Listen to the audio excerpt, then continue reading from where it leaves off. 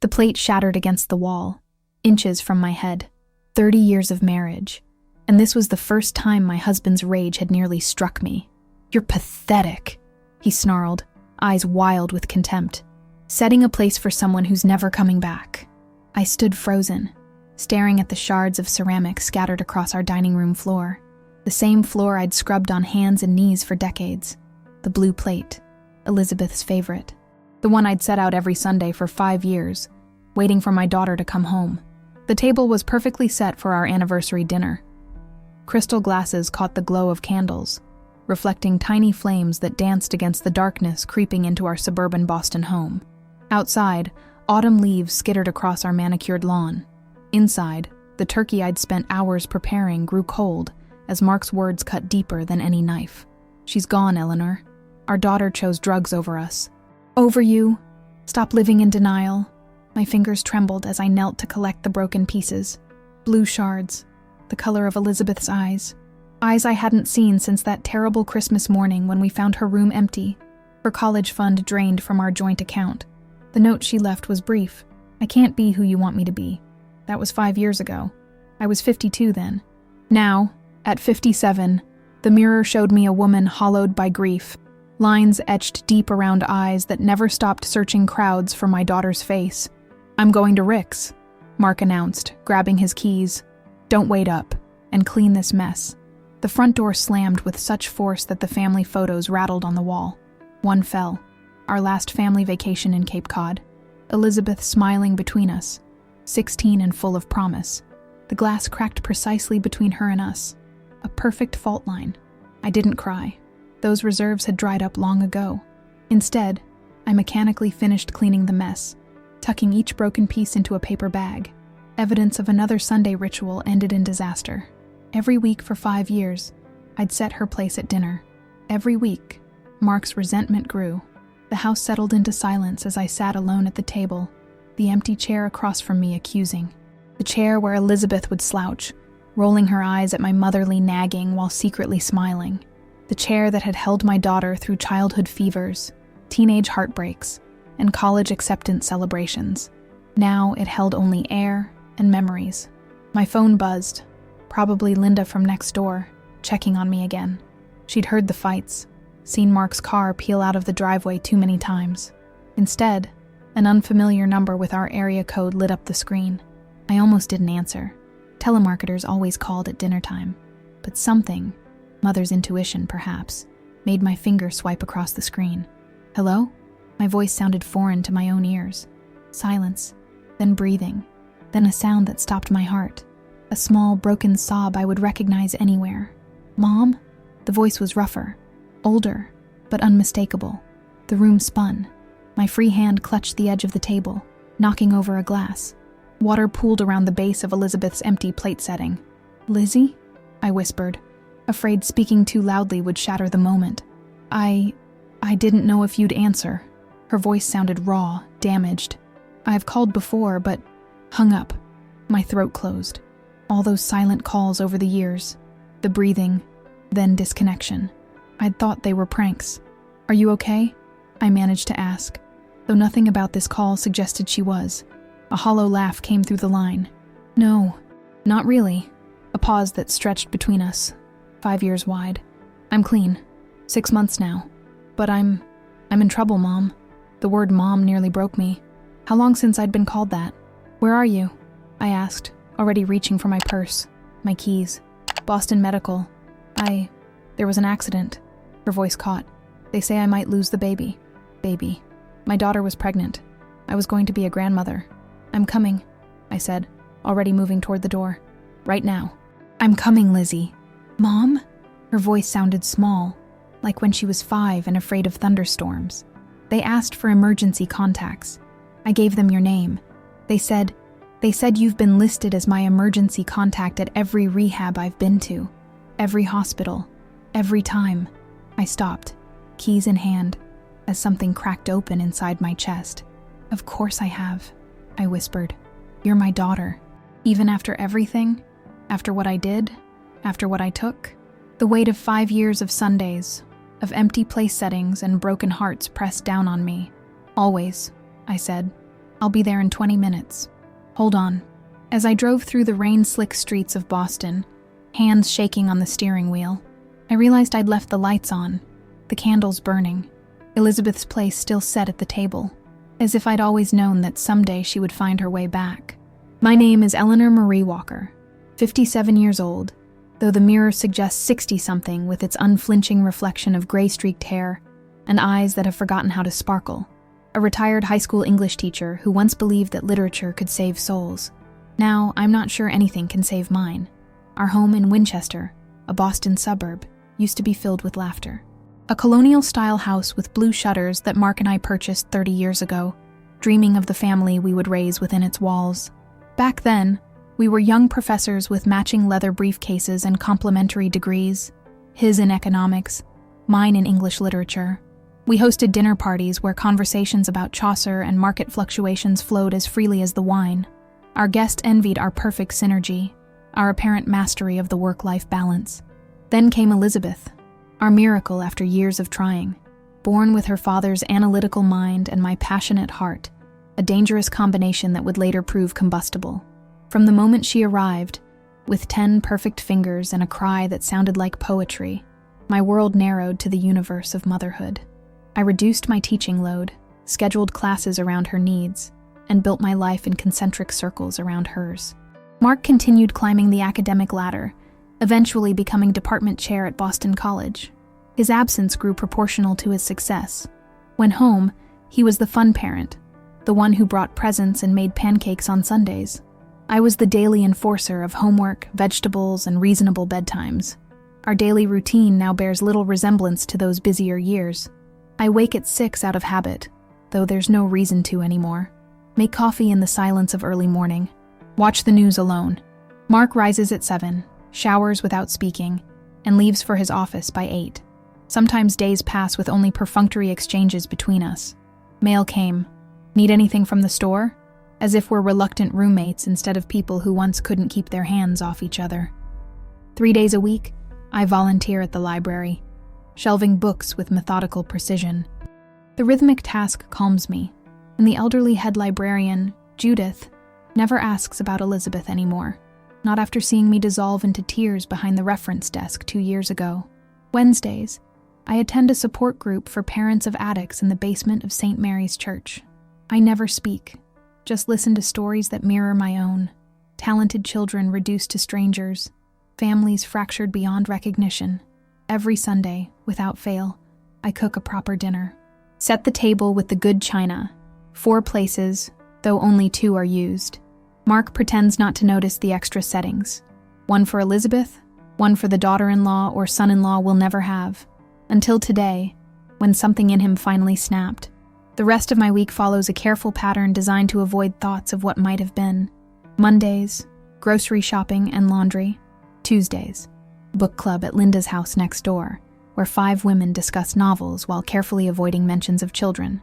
Thursdays, volunteer at the soup kitchen downtown, searching every gaunt face for my daughter's features.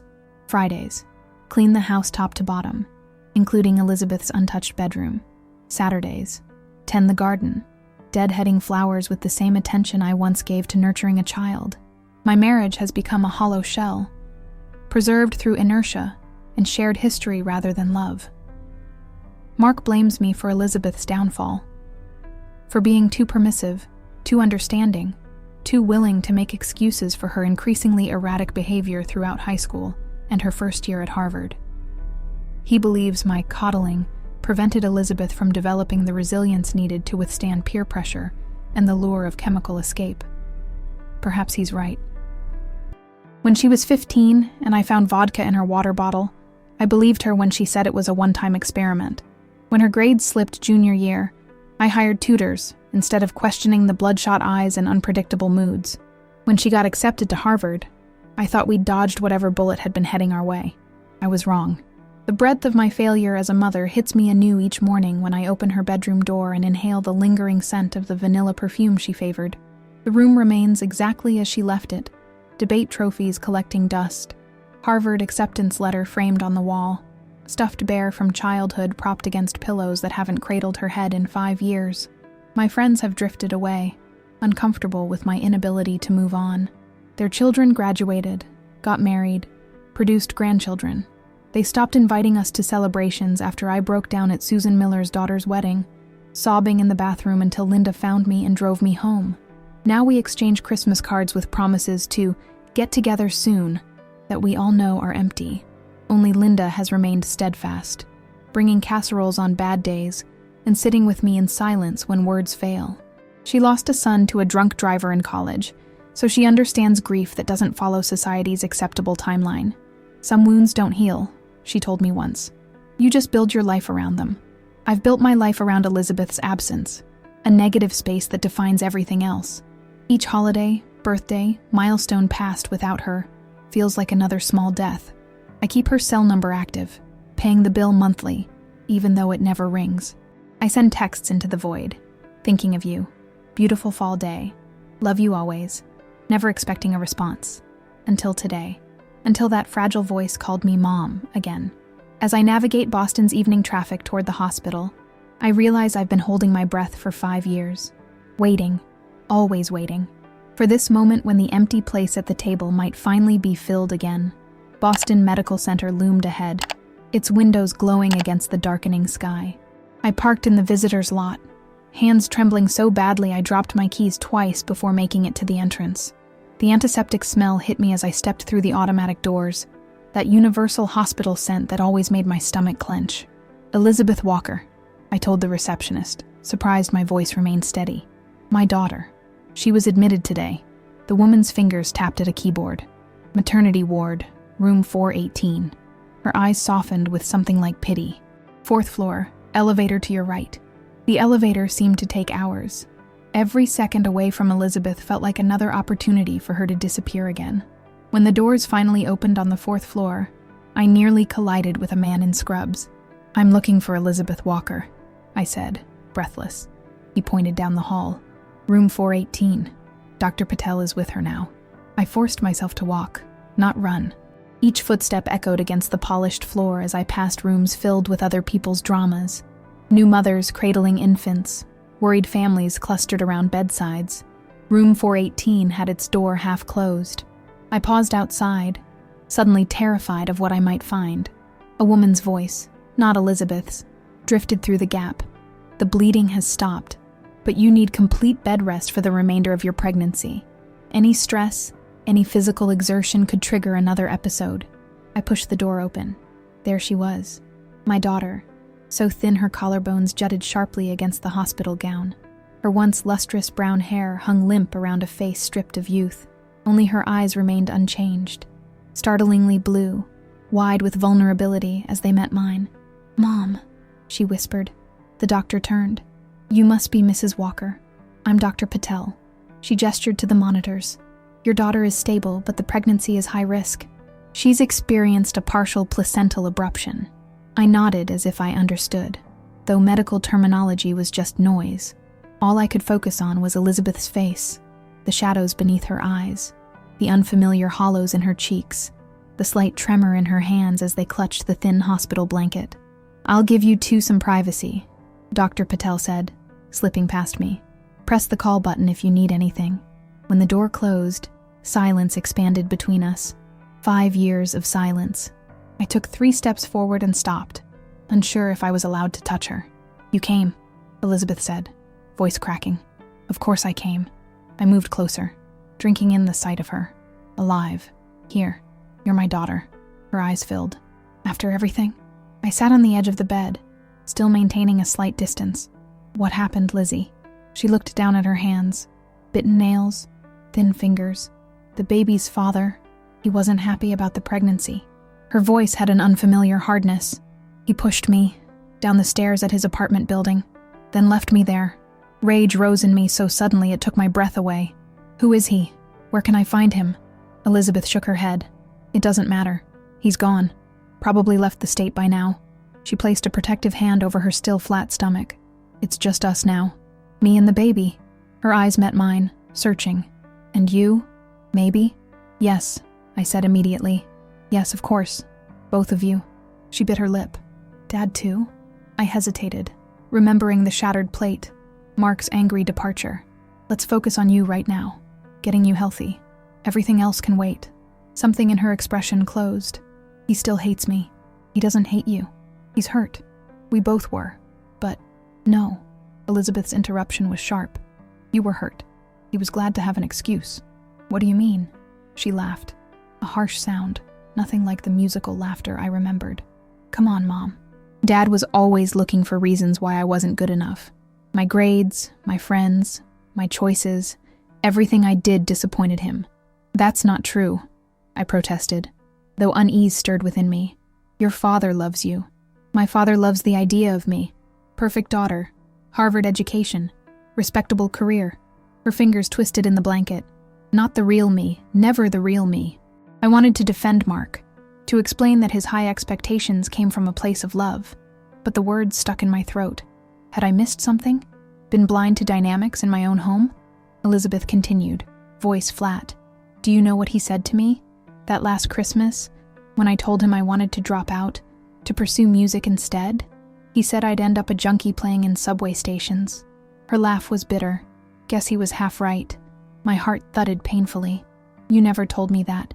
Would it have mattered? You always took his side. The accusation stung. That's not fair. I supported you in everything. Until you didn't. Her eyes hardened.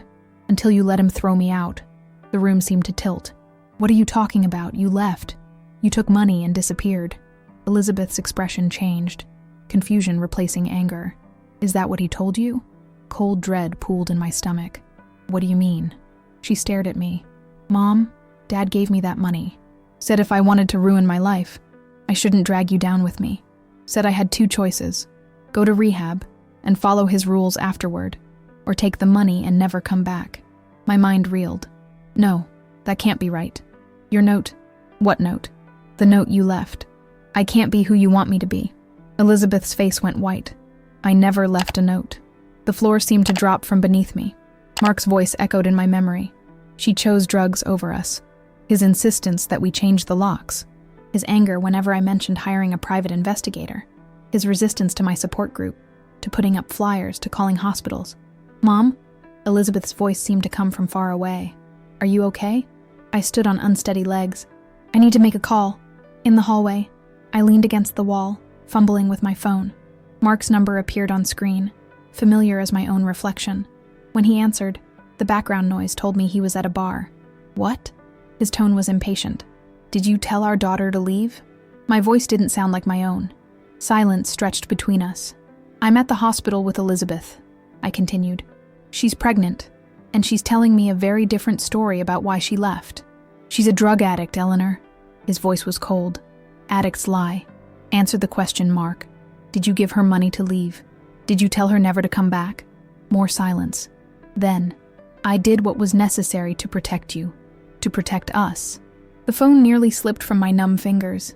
You've let me believe for 5 years that our child abandoned us, that she chose drugs over her family. She did choose drugs. That wasn't your choice to make. You had no right. I had every right, he shouted. I watched you enable her for years. Watched you make excuses while she threw away every opportunity.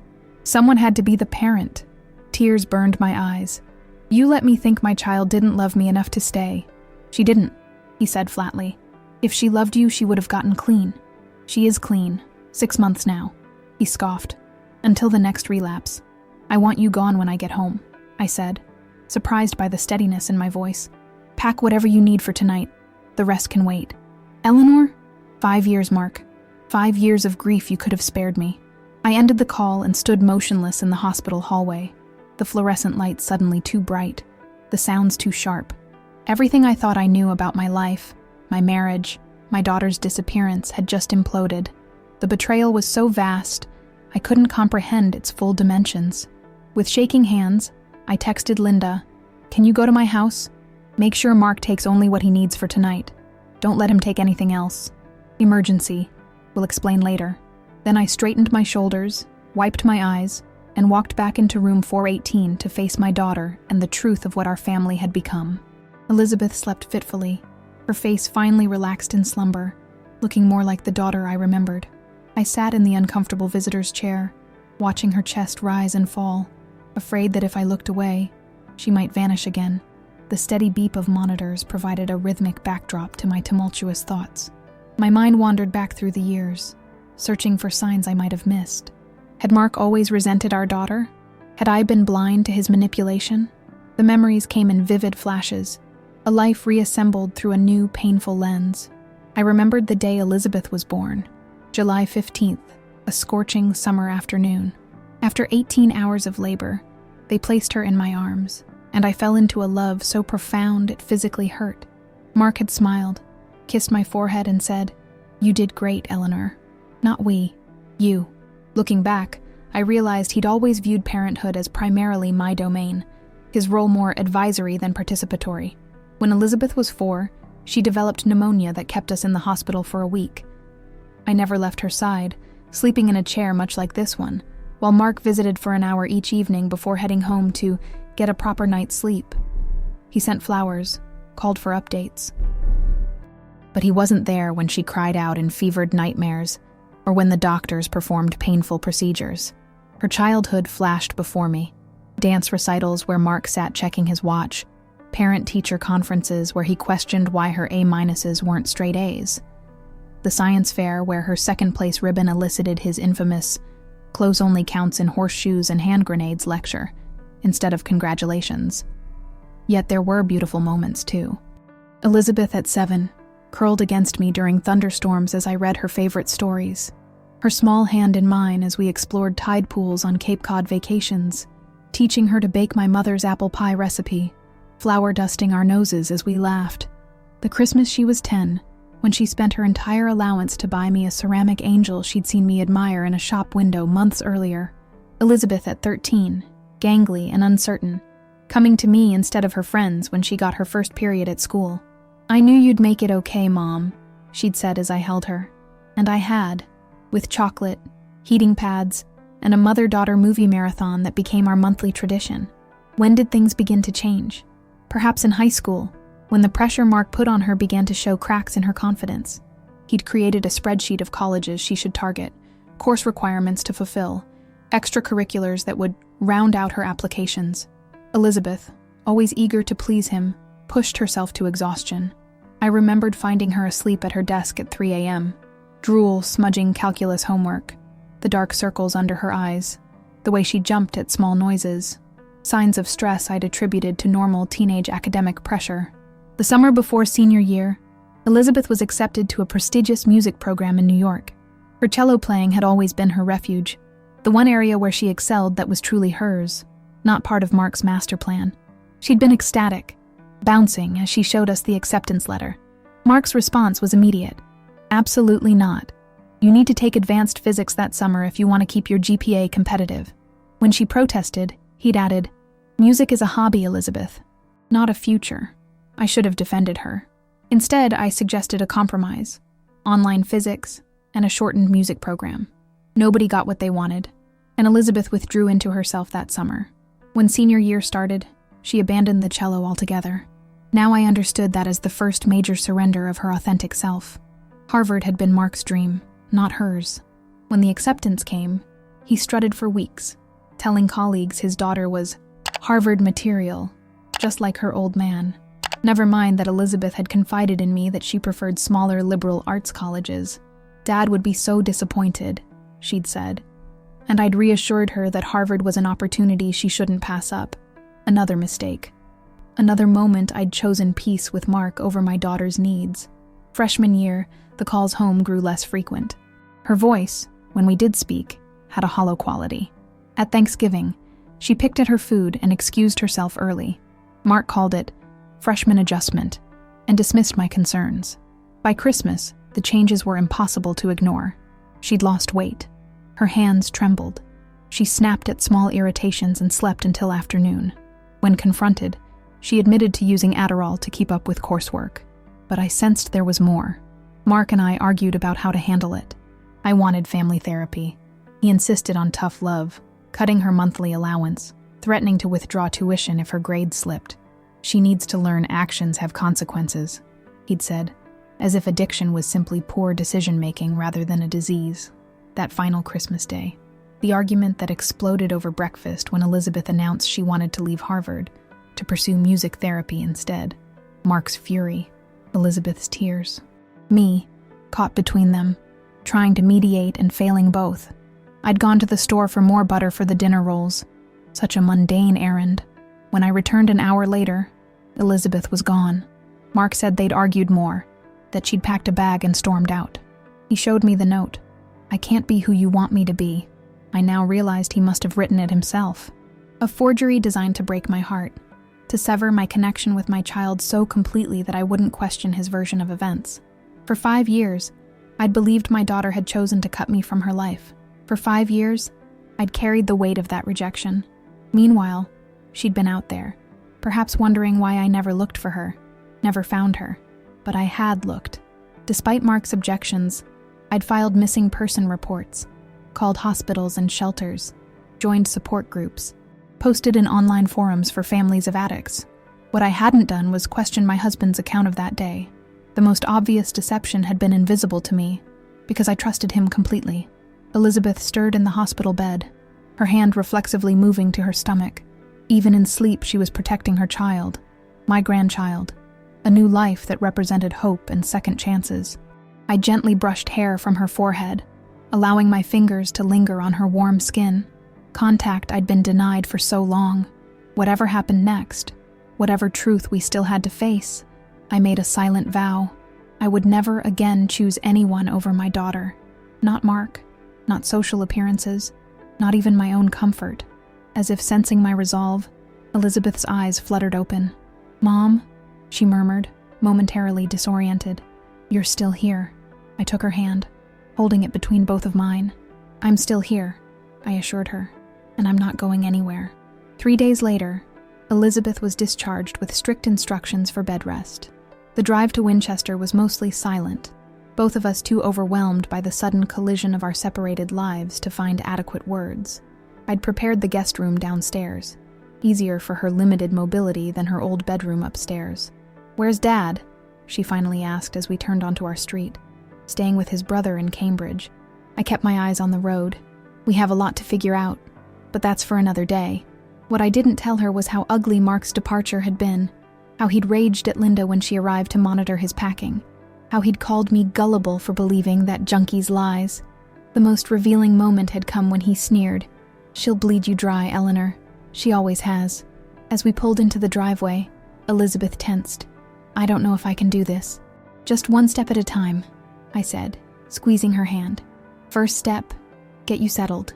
I helped her into the house, watching her face as she absorbed the familiar surroundings. Her eyes lingered on the family photos still displayed on the walls, on the antique grandfather clock that had chimed through her childhood, on the worn spot in the hallway carpet where she'd practiced dance routines. "It's exactly the same," she whispered. "Not everything," I replied, guiding her to the guest room. I'd spent the morning preparing it. Fresh linens, a vase of daisies, her favorites, a small stack of classic novels she'd loved, a plate of ginger cookies for potential morning sickness, small comforts that felt pathetically inadequate against the enormity of our estrangement. As she settled onto the bed, the doorbell rang. "That's probably Linda," I said. "She's been bringing meals."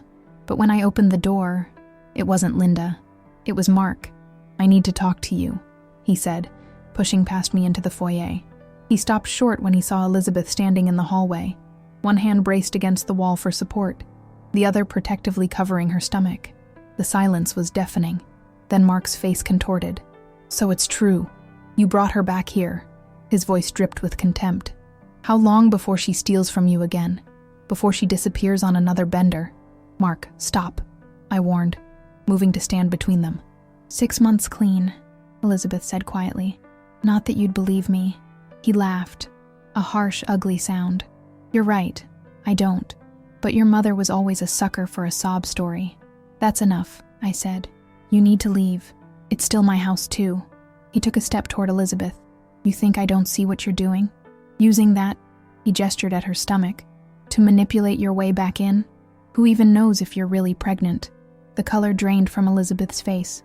"You think I'd lie about that? I think you'd lie about anything to get what you want." He turned to me. "Wake up, Eleanor. This is a con.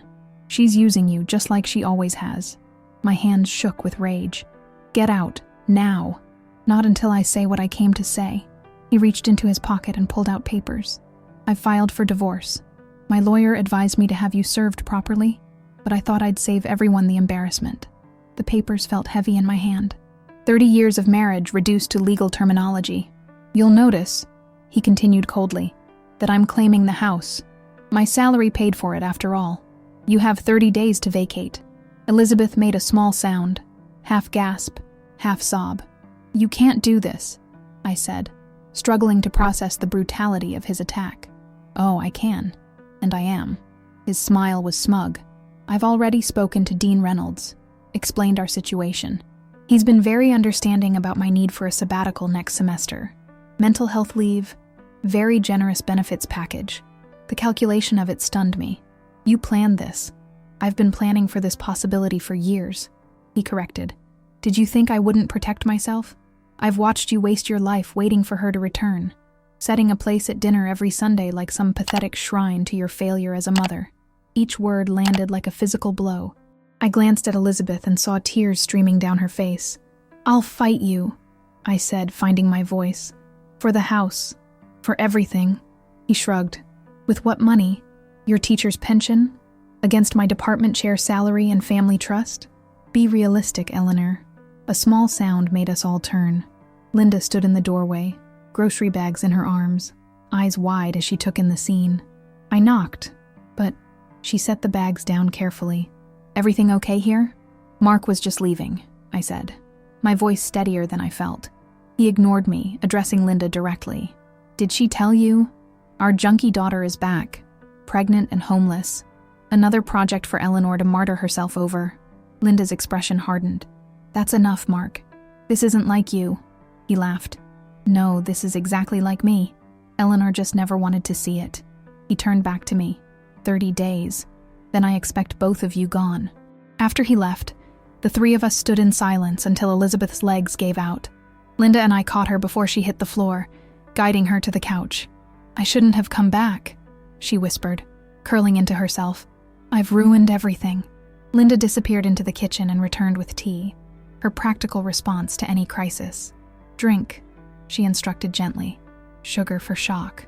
As Elizabeth sipped, I examined the divorce papers with numb disbelief. Mark had indeed claimed everything. The house, the vacation property in Maine, even my grandmother's antique dining set. The only concession was half of our joint savings, a fraction of what he kept in his personal accounts. He's been planning this for years, I murmured, the truth of it sinking in. He wanted her gone, and when she came back, he was ready. He can't just throw you out, Linda protested. You've been married 30 years. Actually, he probably can, I admitted. The house is in his name. He inherited the down payment from his parents. My name is on the deed, but I trailed off, the full weight of my financial dependence suddenly apparent. I'd reduced my teaching to part-time when Elizabeth was born, eventually retiring early to care for my aging mother. Mark had always handled our finances, assuring me everything was taken care of. Elizabeth set down her tea, hands trembling violently. This is all my fault. I shouldn't have called you. When they told me at the hospital that you were still my emergency contact, that you'd never removed yourself, I thought it meant, her voice broke. It meant exactly what you thought, I said fiercely, that I never gave up on you. But now you're losing everything because of me, she cried. Your home, your marriage. I lost my marriage 5 years ago, I interrupted. I just didn't know it. Linda touched my arm. You can stay with me while you figure things out. Both of you. But Elizabeth was already struggling to her feet. No, I should go. I can call my sponsor, see if she knows of a shelter that takes pregnant women. You are not going to a shelter, I said, alarm surging through me. You're on bed rest. You need stability, proper nutrition. What I need, she said, tears flowing freely now, is not to destroy what's left of your life. Don't you see? Dad was right. I ruin everything I touch. The self-loathing in her voice broke something open inside me. I moved to her, taking her face between my hands the way I had when she was small and needed my full attention. Listen to me, I said, my voice low and intense. You are my daughter, my child, the most important person in my life. A house is just a building. Money is just paper. None of it matters compared to you." Her body shook with sobs. "He'll take everything. He'll make sure we have nothing. Then we'll have nothing together," I said simply. "But we'll have each other, and that's everything." She collapsed against me then, crying as I hadn't seen her cry since childhood. Great, heaving sobs that seemed to come from the deepest part of her being. I held her, my own tears falling into her hair. 5 years of separation dissolving in shared grief and rediscovered connection. Linda quietly gathered her things, whispering that she'd come back tomorrow. As the door closed behind her, I continued holding my daughter, rocking slightly as her tears gradually subsided. "I'm so sorry, Mom," she whispered against my shoulder. "For everything. I'm sorry too," I replied, my voice breaking. "For not protecting you, for not seeing the truth." We stayed like that, entwined on the couch, as afternoon faded to evening. 2 broken women in a house we would soon lose, facing an uncertain future. But for the first time in 5 years, I felt something like peace. My daughter was home. Everything else was just details. That night, I couldn't sleep. While Elizabeth's breathing finally settled into the deep rhythm of exhaustion in the guest room, I sat at the kitchen table, surrounded by financial documents I'd pulled from Mark's meticulously organized home office, bank statements, investment portfolios, property deeds, tax returns, the paper trail of our married life. What I found made my stomach clench. Joint accounts I didn't know existed, investments in my name that I'd never authorized, suspicious transfers to offshore accounts beginning exactly 5 years ago, when Elizabeth disappeared.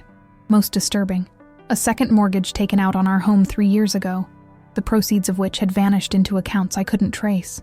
Dawn broke as I sat amid the wreckage of my financial life, a cup of cold tea at my elbow. The kitchen, my domain for decades, felt suddenly foreign, as if I were seeing it through a stranger's eyes. The copper pots I'd polished weekly, the expensive marble countertops Mark had insisted on during our last renovation, the Viking range that cost more than my first car, all symbols of a life built on appearances. The sound of retching drew me from my thoughts. I hurried to the guest bathroom where Elizabeth knelt on the tile floor, morning sickness gripping her thin frame. I held back her hair, placed a cool washcloth on her neck, maternal gestures that felt both foreign and deeply familiar. "I forgot how much this sucks," she murmured when the spell passed. "Ginger tea might help," I offered. "It did when I was carrying you." She let me help her back to bed, her body leaning heavily against mine. "Did you sleep at all?" she asked, noticing my rumpled clothes from yesterday. I had some thinking to do. I adjusted her pillows, fussing to avoid eye contact. "Rest now. We'll talk later." But as I turned to leave, she caught my wrist. "Mom, are you okay?" The question, so simple, so concerned with my welfare rather than her own desperate situation, pierced something within me. When was the last time anyone had asked if I was okay? When had I last asked myself? "I don't know," I admitted, perching on the edge of her bed. "I think I've been sleepwalking through my life for a very long time." She nodded, understanding in her eyes. "Me too. Until I got clean. Then it was like waking up to find I'd burned everything to the ground while I was out." The parallel between us struck me forcefully. Both of us addicted in our own ways. Her to substances, me to the illusion of my perfect marriage. Both of us waking to devastation. "What made you get clean?" I asked softly. "After all this time?" Her hand drifted to her still flat stomach. "I found out I was pregnant. In a homeless shelter in Chicago." She swallowed hard. "I'd been there before. Pregnant, I mean. Twice. I didn't keep them." My heart contracted at the thought of grandchildren I'd never know. "Oh, Lizzie." But this time something was different. I looked in the mirror in that grimy shelter bathroom and suddenly saw your face looking back at me. Tears filled her eyes. And I thought, I can't do this to another generation. I can't pass this pain forward. I took her hand, noting the bitten nails, the small burn scar on her wrist I didn't recognize. Evidence of 5 years lived hard. So I checked myself into rehab. Again. Except this time I stayed. Did the work. Really worked the program. She looked up at me. 6 months, 2 weeks, and 3 days. 1 day at a time. Pride surged through me. Fierce, protective pride. "I am so proud of you," I whispered. She shook her head. "Don't be proud yet. The hardest part is just starting. Building a life from nothing. The words echoed my own thoughts from hours earlier, poring over financial documents, building a life from nothing. At 57, with a pregnant, recovering addict daughter, the magnitude of the challenge ahead should have terrified me. Instead, I felt something unexpected. Relief. Relief that the pretense was over, that the facade of my perfect marriage, my controlled life had finally crumbled, revealing the rot beneath. For decades, I'd poured my energy into maintaining appearances, the devoted wife, the supportive mother, the gracious hostess. I'd shrunk myself to fit the spaces Mark allowed me, justified his controlling behavior as protection, mistaken his possessiveness for love. The realization washed over me with startling clarity. I had been as addicted to the illusion of my marriage as Elizabeth had been to heroin. And like her, I needed to get clean, to face reality, however painful. "We're going to be okay," I said, surprised by the conviction in my voice. Elizabeth looked skeptical. "How can you possibly know that? Dad's taking everything. We'll be homeless in 30 days. "No, we won't." I straightened my shoulders. "Your father has made a critical mistake." "What's that?" "He's underestimated me. He thinks I'm the same passive woman who's been bending to his will for 30 years. A small, unfamiliar smile tugged at my lips. "He's wrong." After Elizabeth fell asleep again, I showered, changing into clothes I hadn't worn in years. A pair of jeans that had grown tight, a sweater in a bold red Mark had always called too attention-seeking, small rebellions that felt monumental. I called Linda, who arrived with coffee and fierce determination. I spoke to my cousin Janet, she said without preamble. "She's that divorce attorney I mentioned? She can see you tomorrow. I need something else first," I said, surprising us both. "A job." Linda blinked. "A job?" "Yes. I can't fight Mark on his terms. Money, lawyers, influence. I need independence. Income." The plan was forming as I spoke, puzzle pieces clicking into place. "The library where I volunteer has an opening for a part-time reference librarian. Judith mentioned it last week, but that can't pay enough to—" "It's a start," I interrupted. "I have my teacher's pension too. It's not much, but combined." Linda studied me, a slow smile spreading across her face. "Who are you, and what have you done with Eleanor Walker?" For the first time in days, I laughed. "I think I'm finally becoming Eleanor Walker." The next hours passed in a blur of activity. I called Judith, who was delighted to offer me the library position. I opened a new bank account, in my name only. I contacted my old teachers' union about pension disbursement options, small steps toward independence that felt revolutionary. When Elizabeth woke in the afternoon, I was making lists at the kitchen table, budget projections, apartment hunting parameters, resources for single mothers. She stood in the doorway, watching me with wary hope. "You're really serious about this," she said. I looked up, pen poised mid-calculation. "About starting over?" "Yes." "Why? You could fight him for this house. For half of everything. You deserve that." I considered her question carefully. Because fighting Mark means staying entangled with him. It means playing by his rules on his terms. And I'm done with that. I set down my pen. I'd rather have freedom and very little than luxury in a gilded cage. Elizabeth eased into a chair across from me, wincing slightly. "What about me? The baby? We're a huge liability." "No." My voice was firm. "You're my family, my priority. Everything else is negotiable." She studied the list spread before me, tracing a finger over my neat handwriting. "I should contribute, when I'm able to work again. One step at a time," I cautioned. "Your health comes first. The baby's health. I was good at something once, you know," she said quietly, "before everything fell apart. My music." The mention of her abandoned talent created a lump in my throat. "I remember. There's a music therapy program at Boston Children's Hospital. Before I left Harvard, I was looking into it. They work with preemies, kids with cancer, trauma survivors." Her voice grew stronger. "I could still do that. Get certified. Make something good come from all this." The tentative hope in her eyes, so fragile, so precious, filled me with fierce determination. This was no longer just about my freedom from Mark. It was about creating space for my daughter to rebuild her life, for my grandchild to enter a world with possibilities rather than constraints. "We'll make it happen," I promised. Together. Later that night, as I prepared for bed in my marital bedroom for what I knew would be one of the final times, I caught sight of myself in the dresser mirror. The woman staring back was still me. Gray-streaked hair, lines around my eyes, the slight softening of middle age in my jawline. But something fundamental had shifted in my expression. The perpetual anxiety that had tightened my features for years had eased.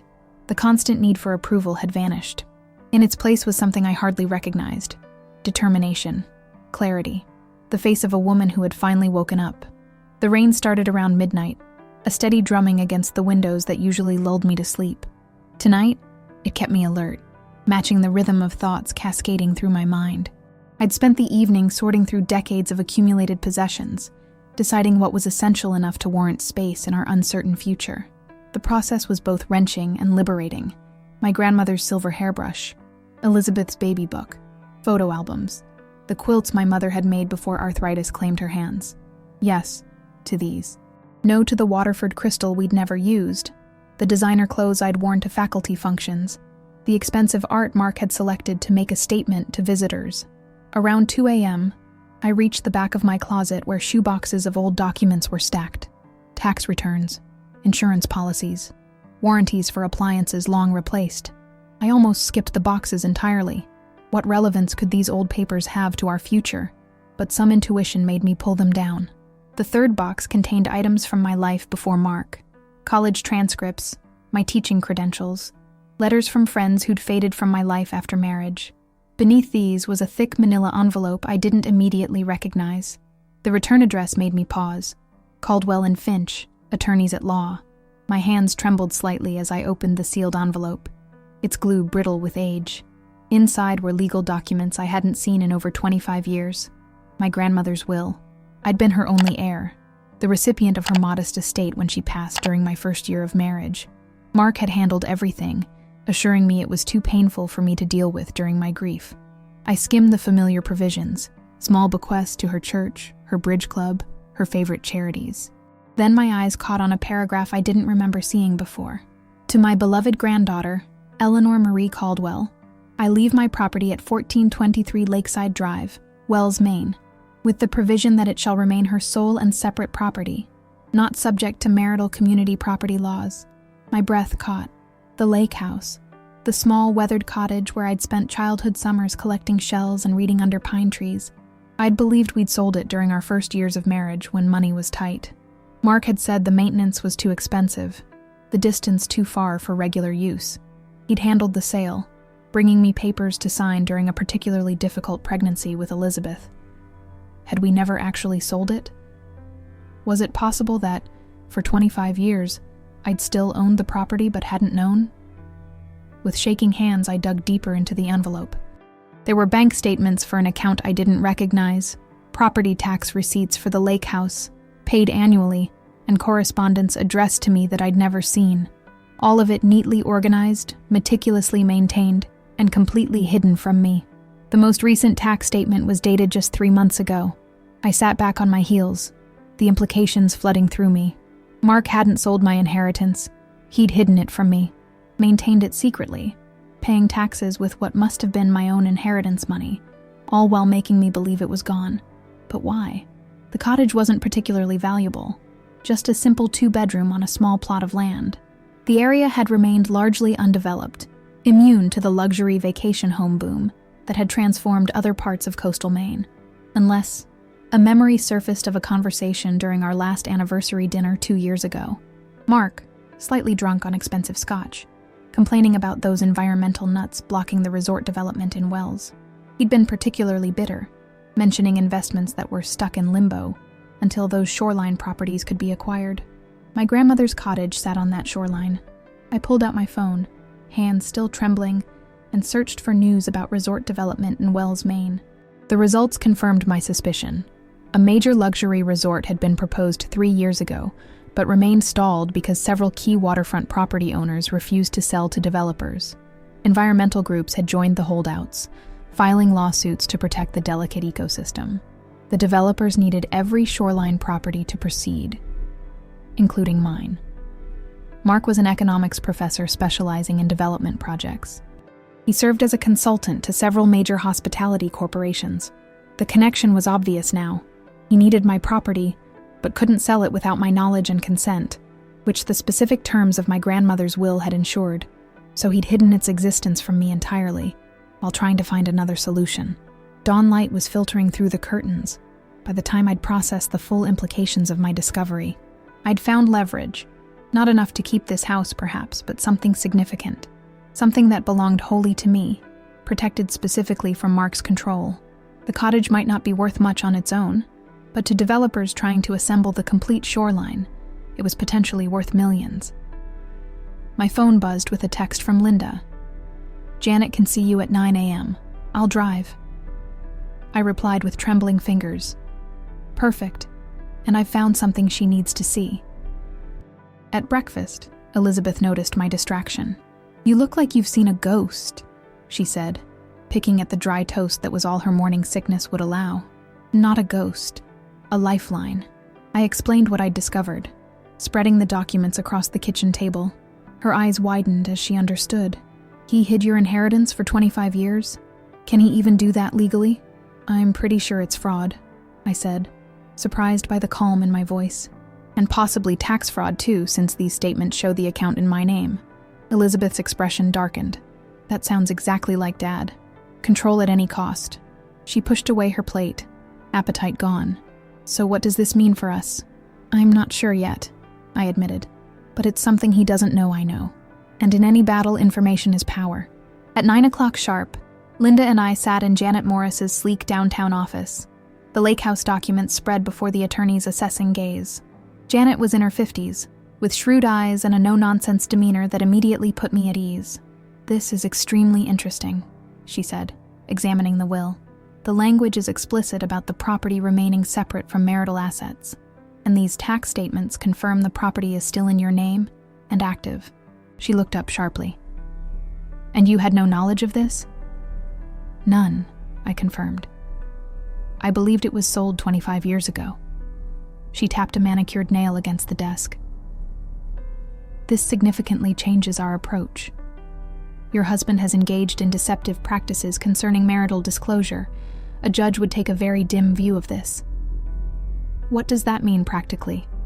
Linda asked. "Can she keep the house in Winchester?" Janet considered. "The marital home might be difficult given that it's in his name and was purchased primarily with his inheritance, but this gives us significant leverage for a more favorable settlement overall." She turned to me. "And it gives you options beyond this divorce. The development controversy in Wells is major news in real estate circles. That property could be extremely valuable to the right buyer." Hope flickered, not just for financial security, but for justice, for reclaiming something that had been wrongfully taken. "What's our next step?" I asked. "First, we need to confirm the current status of the property. I'll have my paralegal do a complete title search." Janet made rapid notes. "Second, we don't reveal this information to your husband or his attorney yet. Let them file their initial divorce petition as planned." "Won't that put Eleanor at a disadvantage?" Linda protested. Janet's smile was razor sharp. "Quite the opposite. Let them show their hand first. Their intention to leave her with almost nothing. Then we counteroffer with evidence of concealed assets. It significantly strengthens our position for the entire settlement." She looked directly at me. "This is going to get ugly, Mrs. Walker. Are you prepared for that?" The old Eleanor would have flinched from conflict, chosen peace at any price. That woman was gone. "I'm beyond prepared," I said firmly. "I'm resolved." That afternoon, I drove to the lake house alone, needing to see it with my own eyes.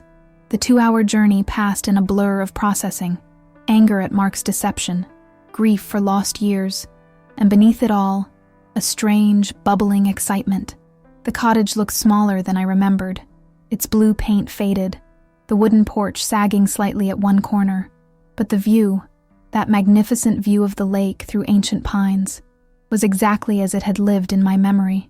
The key was hidden under the same rock where my grandmother had always kept it, as if waiting patiently for my return. Inside, the furnishings were draped with dust covers, the air stale but not unpleasant. I moved through the rooms slowly, memories surfacing with each step. My grandmother teaching me to bake blueberry muffins in the tiny kitchen, reading Nancy Drew mysteries on the window seat during thunderstorms. My first kiss at 16, with the caretaker's son on the dock at sunset. This place had shaped me long before Mark entered my life. It had been part of me always, even when I believed it was gone. Now it represented something beyond mere property. It was tangible proof that I existed independently from my marriage, that I had value and history Mark couldn't erase. On the drive back to Winchester, I pulled over at a scenic turnout and called Elizabeth. "How would you feel about Maine?" I asked without preamble. "The lake house?" She sounded surprised. "You went there?" "I did. It needs work, but it's solid, peaceful, away from everything. I watched seagulls wheeling over the ocean below. We could make it ours. A place to heal, to start over." The silence stretched long enough that I wondered if we'd lost connection. "The nearest hospital is probably pretty far," she finally said, practical even in her vulnerability. 40 minutes to Portsmouth," I replied, having already checked. "And there's a medical center in Wells now. Not as advanced as Boston, but adequate for routine prenatal care." Another pause. "What would we live on?" "I have options now," I said, certainty growing with each word. "The library job, my pension. And if I choose to sell the property to developers, which I might not, it could mean significant money. And if not, then we live simply. I've been researching online courses to update my teaching credentials. Maine has a teacher shortage. Or I could write that novel I've talked about for decades." I laughed, the sound strange and freeing. "For the first time in my adult life, Elizabeth, I get to decide. Not Mark. Me." The line went quiet again, but I could hear her breathing. "I can't be a burden to you," she finally said. "I need to contribute." "You will, when you're ready." I watched the waves crash below, magnificent in their constant renewal. "But first, we both need to recover. You from addiction, me from your father." A small, wet laugh came through the phone. "Are they really that similar?" "More than I ever realized," I admitted. "Both require hitting bottom. Both demand complete honesty. And both offer the possibility of redemption, if you're brave enough to face the truth." "Okay," she said softly. "Maine, a fresh start." As I merged back onto the highway, heading toward Winchester and the confrontation to come, I felt oddly serene. Mark had underestimated me fundamentally, assuming I would crumble, beg, agree to his terms. He'd never considered that I might fight back, might have resources he didn't know about. Most critically, he'd failed to recognize that in trying to discard two women he considered burdens, he had actually freed us to discover our own strength, in each other, in ourselves. The next morning, a certified letter arrived from Mark's attorney, formal notice of the divorce proceedings, and a detailed proposal for the division of assets. As Janet had predicted, it was brutally one-sided. Mark would retain the house, his entire retirement fund, and all investments. I would receive a generous one-time settlement of $50,000, a fraction of our marital assets, and was expected to vacate the property within 30 days. I read it twice, noting the cold, clinical language that reduced 30 years of marriage to financial transactions. The Eleanor of a week ago would have wept. Today's Eleanor scanned the document for weaknesses, for the overreaching that Janet had warned would strengthen our position. "Is it bad?" Elizabeth asked, watching my face carefully. "It's exactly what we expected," I replied, folding the papers precisely, "which makes it perfect." Over the next week, I operated on 2 parallel tracks. Publicly, I appeared to be exactly what Mark expected, a shell-shocked wife, quietly preparing to surrender the life I'd known. I began packing non-essential items, donated clothes to charity, and kept a low profile in our social circle. Privately, I was a hurricane of activity. Janet's team worked feverishly to document the lake house situation, discovering that Mark had gone to extraordinary lengths to conceal its existence, rerouting mail, creating elaborate paper trails, even establishing a shell company that maintained the property while hiding his connection to it. "I've rarely seen this level of financial deception in a marriage," Janet said during our 3rd meeting. "The good news is, it's going to be impossible for him to claim ignorance or mistake." This was deliberate concealment over decades. While legal wheels turned, I focused on practical preparations.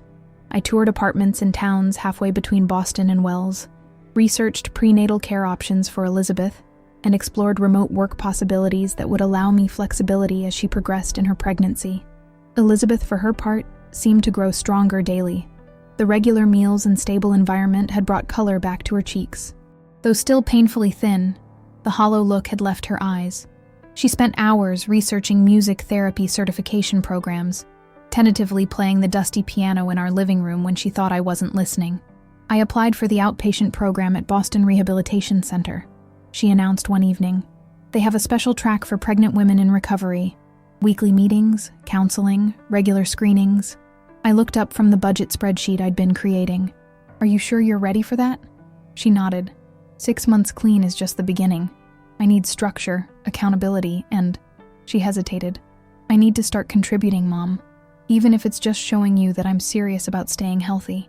The determination in her voice filled me with pride. We were both rebuilding ourselves, piece by fragile piece. On day 10 after receiving Mark's divorce notification, Janet called with news. The title search is complete, she said without preamble. The lake house is unencumbered and fully in your name. Even better, we've documented tax payments coming from an account in your name that you never had access to. That's textbook financial abuse and fraud. Her voice took on a satisfied edge. And I've identified the development company trying to acquire the shoreline properties. Guess who's on their board of consultants? Mark, I said, already seeing the connection. Mark, she confirmed, which creates not just marital impropriety, but potential corporate misconduct. He's been advising a company trying to acquire property he's actively concealed from its legal owner, you. What does that mean practically? It means our counteroffer just got much stronger. I've drafted it for your review. We're not just rejecting his terms. We're demonstrating that we could pursue criminal charges if he doesn't negotiate fairly. The document she sent outlined terms that made me catch my breath. Half of all retirement accounts and investments, 3 years of alimony, and a clean title transfer confirming my ownership of the lake house. Most shocking, it demanded Mark continue paying the mortgage on the Winchester house for 6 months while I decided whether to sell it or let him buy out my interest. Is this realistic? I asked, stunned by the reversal of power. It's an opening position, Janet replied. We'll probably settle somewhere in the middle. But yes, given the evidence of financial misconduct, it's entirely reasonable. That evening, Elizabeth and I sat on the porch swing, watching fireflies emerge in the gathering dusk. For the first time since her return, she'd ventured outside the house, though she still tensed when cars drove by. I had my first prenatal appointment today, she said quietly, while you were meeting with Janet. I turned to her, surprised. You didn't tell me.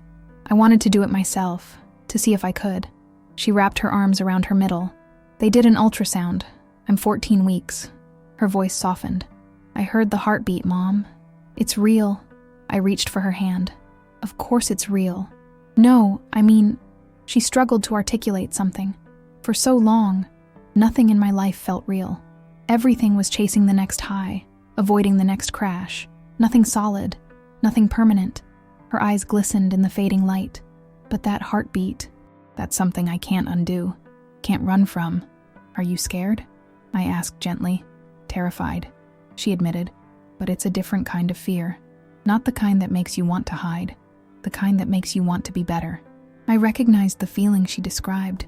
It was exactly what I'd experienced watching her sleep that first night in the hospital. The terror that creates courage, the love that demands growth. The doctor said everything looks normal, she continued. Despite everything I put my body through, she called it resilient. A small, wondering smile touched her lips. I've never thought of myself that way before. Resilient. You are, I said firmly. We both are. More than we knew. We sat in companionable silence as darkness descended fully. Finally, Elizabeth asked the question that had clearly been weighing on her. When will Dad find out? About the lake house and everything? Tomorrow, I said. Janet is delivering our counteroffer to his attorney in the morning. She tensed beside me. He'll be furious. Yes. Will he come here? The fear in her voice reminded me that her recovery was still fragile, her sense of safety tenuous. Probably. But Linda will be here. And I've spoken to Officer Reyes at the police station. They're aware of the situation and can have someone here quickly if needed. Elizabeth nodded, but her shoulders remained tight. I should be there when you tell him. It's my fault this is all happening. No, I said firmly. None of this is your fault.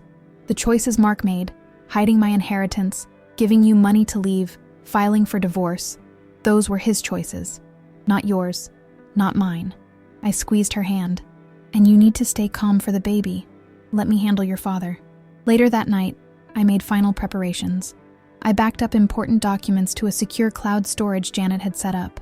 I moved irreplaceable items, photo albums, family heirlooms, Elizabeth's childhood mementos, to Linda's garage. I withdrew the maximum daily amount from our joint checking account and deposited it into my new personal account.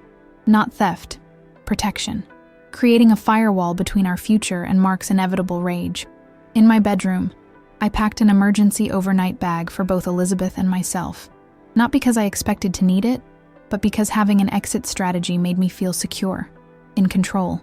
After decades of passivity, I was finally taking charge of my own safety, my own choices.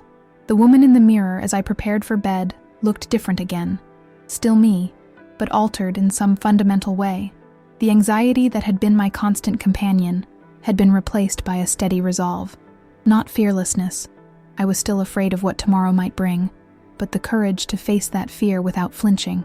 I sent a final text to Janet, ready for tomorrow. Her reply came moments later. Remember, stay calm, give him space to react, and let his response strengthen our position. You've got this, Eleanor.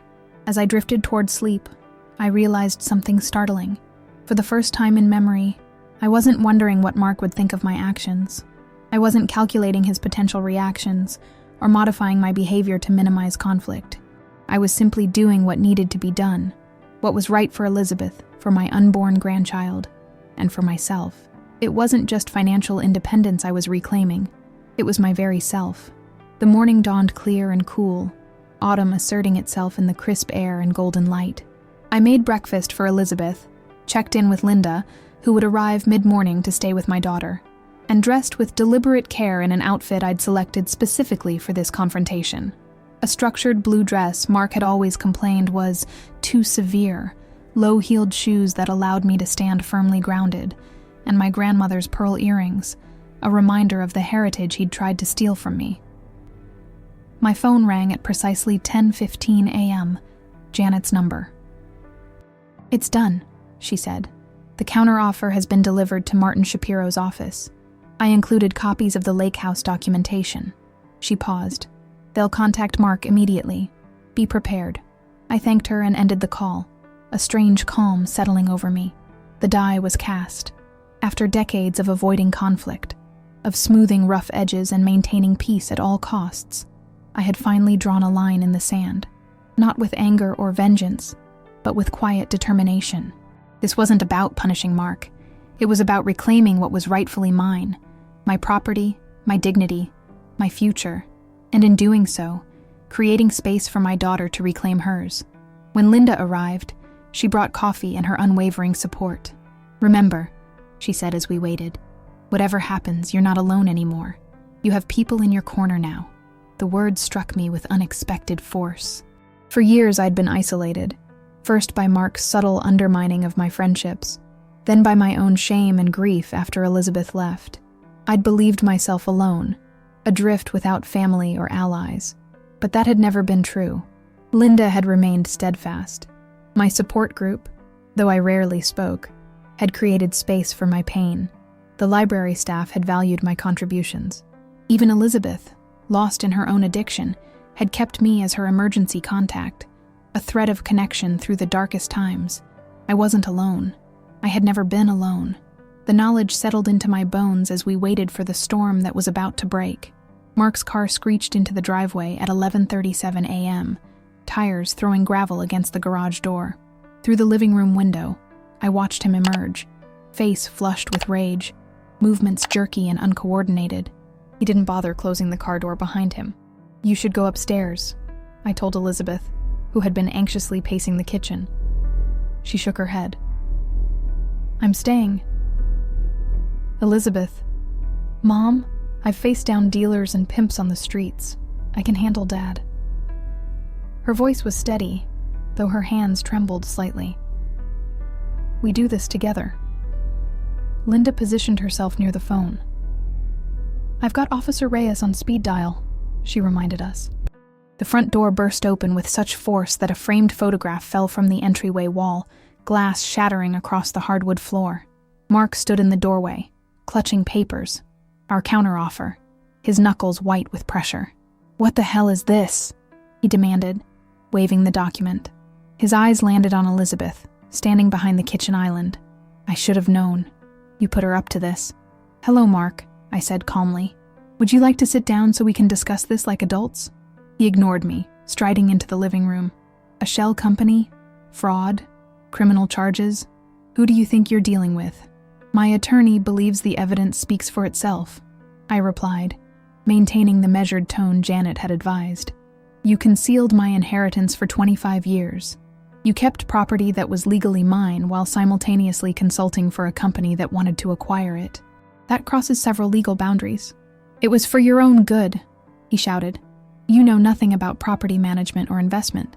I protected that cottage, maintained it, paid taxes on it, while you were busy coddling her."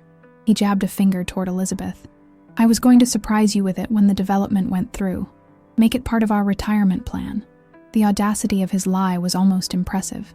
"By selling it without my knowledge or consent? By making a sound financial decision as the head of this household," he countered. "Something you've never been capable of understanding." Linda made a small noise of disgust from her position by the phone. Mark's head swiveled toward her, as if just noticing her presence. "This is a private family matter," he snapped. "You need to leave." "She stays," I said firmly. "Now, if you'd like to discuss the terms of our counteroffer." "There is nothing to discuss." He slammed the papers down on the coffee table. "This is extortion. I'll fight this all the way to the Supreme Court if necessary." "That would be unwise," I noted, still calm. "A public court case would expose not just your deception toward me, but your conflict of interest with Coastal Development Partners. I imagine Boston College might take an interest in a professor who uses his position to facilitate potentially fraudulent real estate deals." His face paled slightly, the first indication that my words had penetrated his rage. "You wouldn't."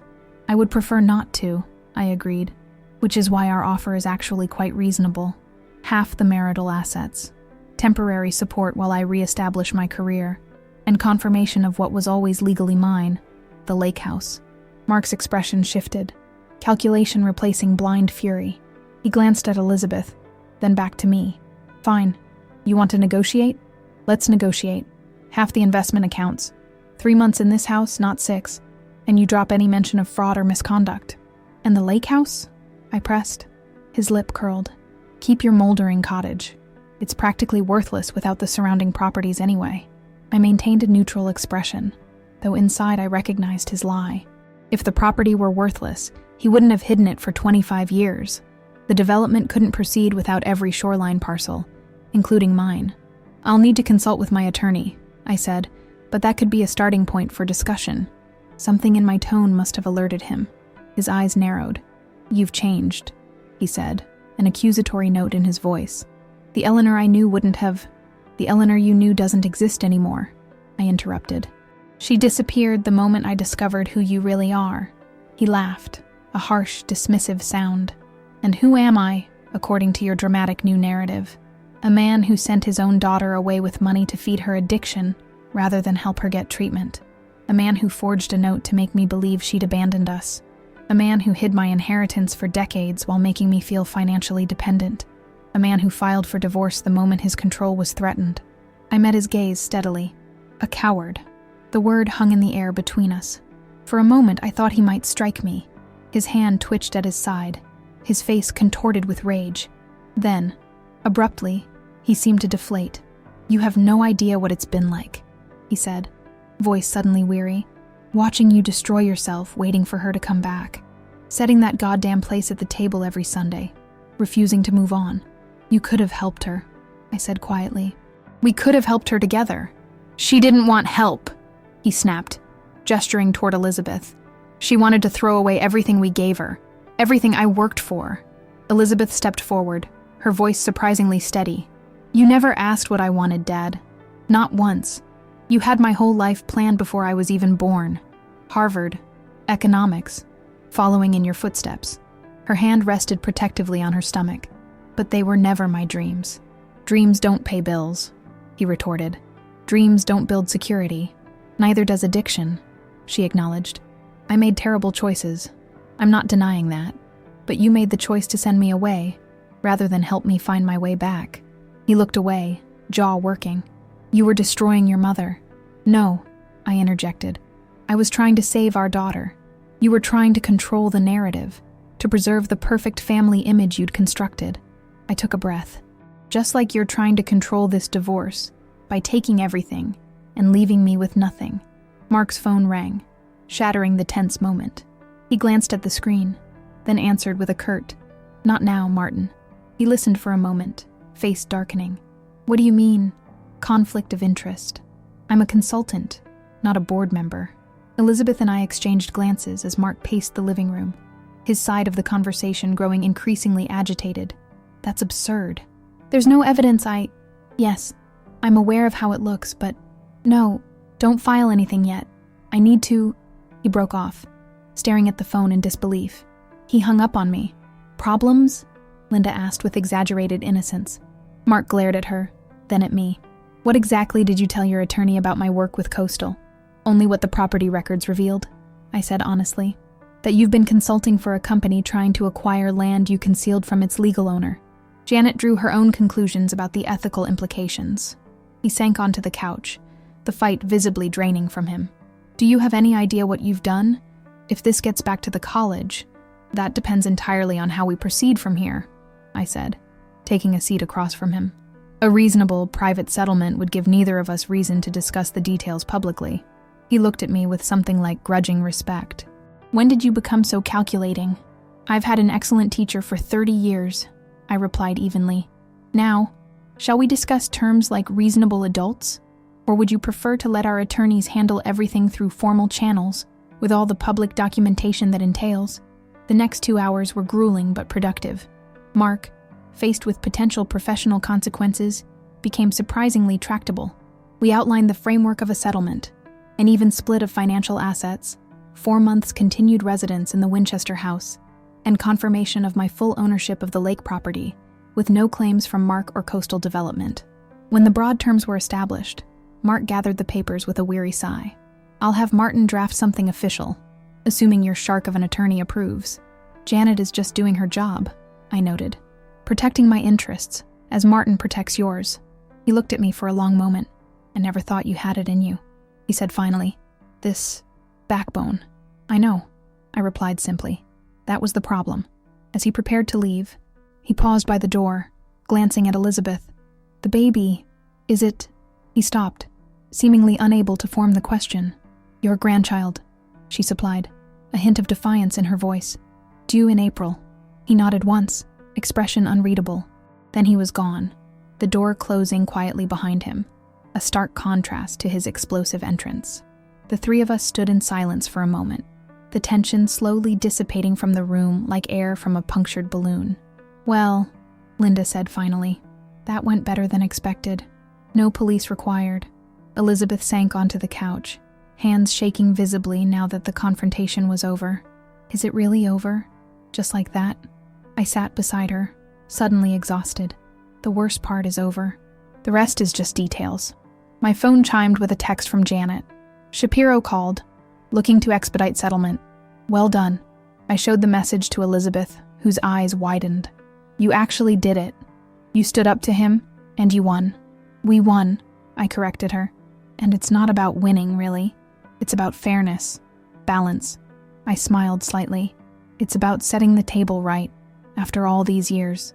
Later that evening, after Linda had gone home and Elizabeth had retired to her room, I sat alone on the porch swing, watching the autumn stars emerge.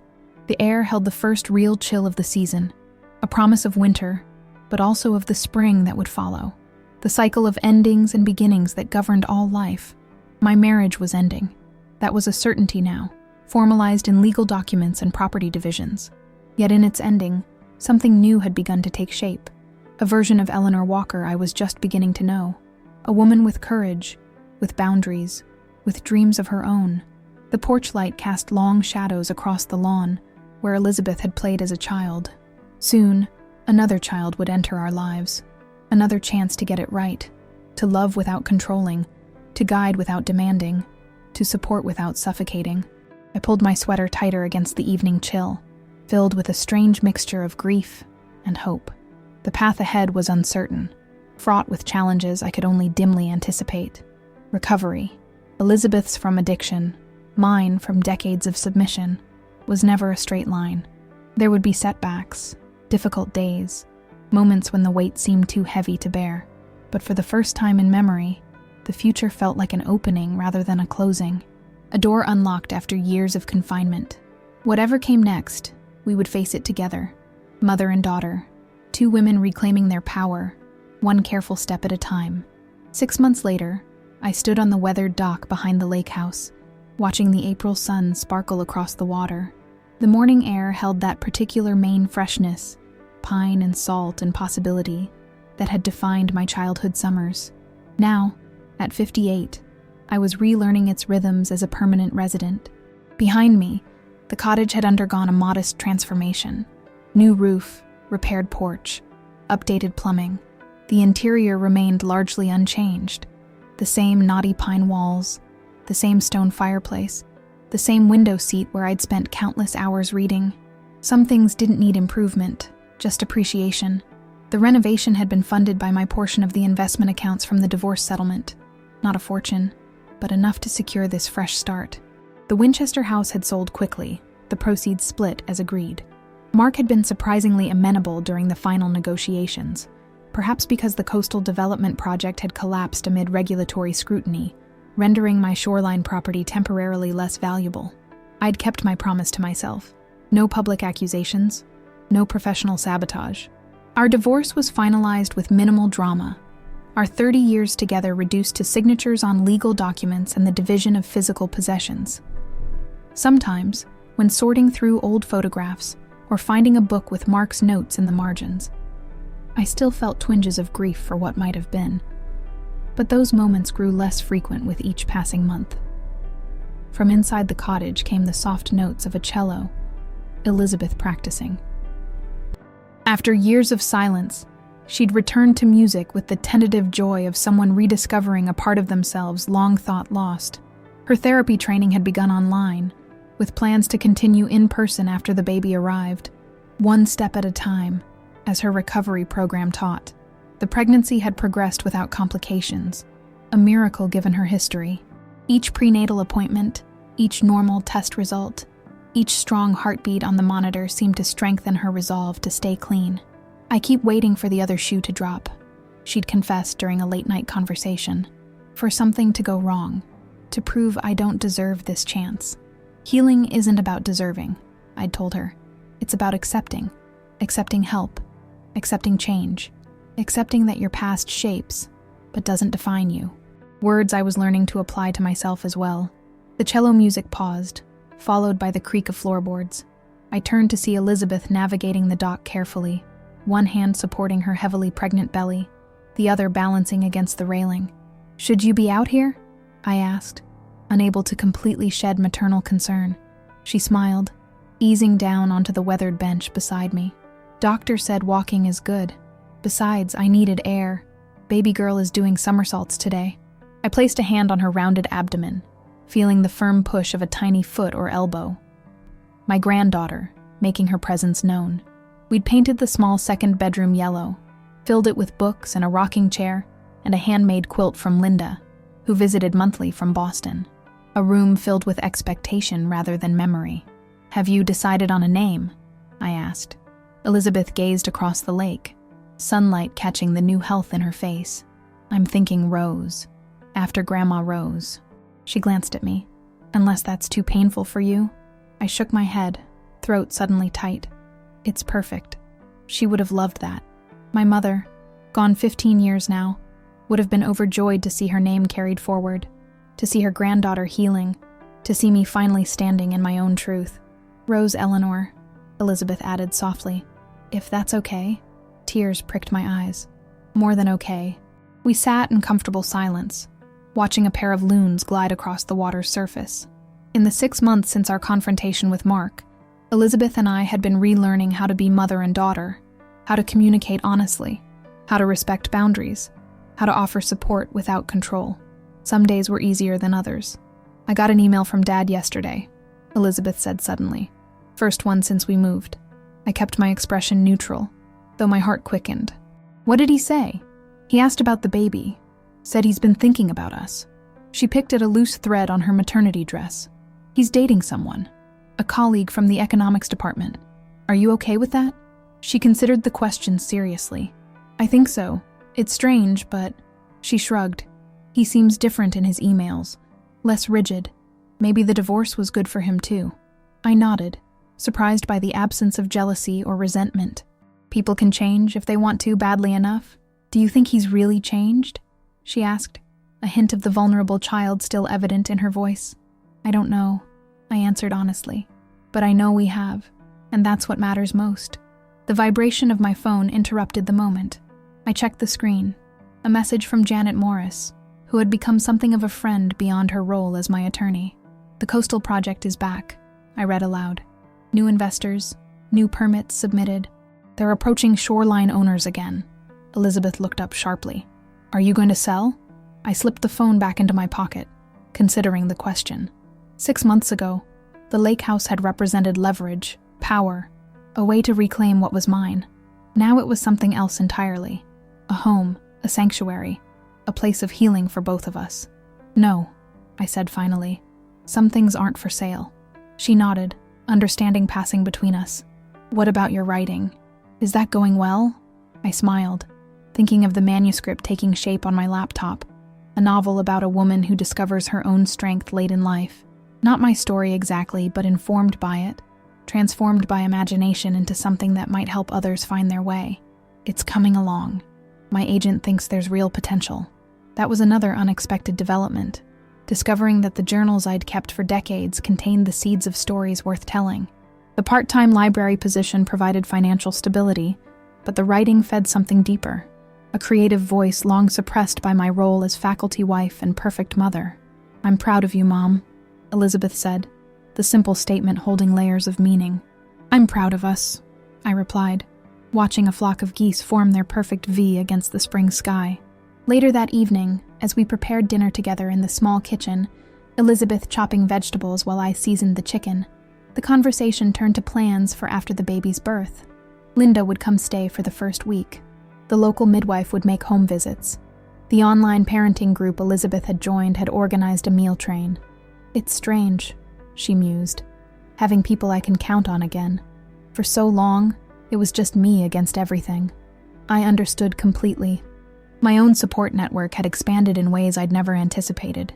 The librarians who invited me to their monthly book club, the local writers group that critiqued my early chapters, the divorced women's hiking club, where I'd found laughter and solidarity. Connections formed not from obligation or status, but from authentic sharing. That's the thing I've learned, I said, sliding the roasting pan into the oven. We're never really alone unless we choose to be. Help is always available if we're brave enough to ask for it. Like setting an extra plate at dinner? Elizabeth asked, a small smile playing at her lips. I looked at her, my daughter, soon to be a mother herself, finding her way back from the darkest places a person could go. Exactly like that. After dinner, as darkness fell over the lake, we sat on the porch with mugs of herbal tea. Elizabeth had strung fairy lights along the railing, their gentle glow creating a cocoon of warmth against the vastness of the Maine night. Another small act of claiming space, of creating beauty. Do you ever regret it? She asked suddenly. Standing up to Dad? Giving up the big house, the comfortable life? I considered the question carefully, giving it the weight it deserved. No, I said finally. I regret that it took me so long, that I spent so many years dimming myself to maintain someone else's idea of peace, that I didn't see what was happening to you, because I was so focused on keeping up appearances. She leaned her head against my shoulder, a gesture so reminiscent of her childhood that it made my heart ache. It wasn't your fault. We all make our own choices. Mine, Dad's, yours. And now we're making new ones, I said, wrapping an arm around her shoulders. In the distance, a loon called across the darkened water, that haunting, otherworldly cry that had been the soundtrack of my childhood summers, the sound of wilderness, of things untamed and true. I'd forgotten how much I loved it until returning here, to this place that had shaped me before marriage and motherhood had reshaped me again. Elizabeth stirred against my shoulder. I think Rose is going to love growing up here, she said softly. learning to swim in the lake, picking blueberries, reading books on the window seat during thunderstorms. The image, my granddaughter living the childhood that had formed the happiest memories of my own life, filled me with a deep, quiet joy, not the frantic happiness of youth or the carefully curated contentment of my marriage, but something more profound, the satisfaction of having come full circle, of creating space for new life to flourish without the constraints that had limited us. She'll have what we both needed, I agreed. Freedom to become herself, support without condition, love without expectation, and an extra plate at dinner, Elizabeth added, whenever she needs to find her way home again. I squeezed her hand in the darkness, thinking of all the Sunday dinners when I'd set Elizabeth's place at the table, an act Mark had mocked as denial, but which I now recognized as faith. Not blind optimism that erased reality, but the deeper faith that love persists, that connections remain, that even in our brokenness, we can find our way back to each other. The road ahead would not be easy. Elizabeth's recovery would require ongoing vigilance. My new career was just beginning. Soon, a newborn would turn our carefully established routines upside down. Financial concerns, healthcare decisions, the practical challenges of rural life, all would test our resilience in ways I couldn't yet imagine. But sitting there on the porch of my grandmother's cottage, now my home, soon my granddaughter's home, I felt a certainty that had nothing to do with knowing the future, and everything to do with trusting ourselves to meet it. Whatever came next, we would face it together. Not as dependents or saviors, not as enablers or victims, but as two women who had found their strength in the breaking and their wisdom in the rebuilding. 2 generations healing together, making space for a third to begin without our burdens. And if Rose ever lost her way, as all of us sometimes do in this complicated life, she would always find an extra place set at our table, not from denial or desperate hope, but from the certainty that love, given without conditions, creates a light by which even the most lost can find their way home.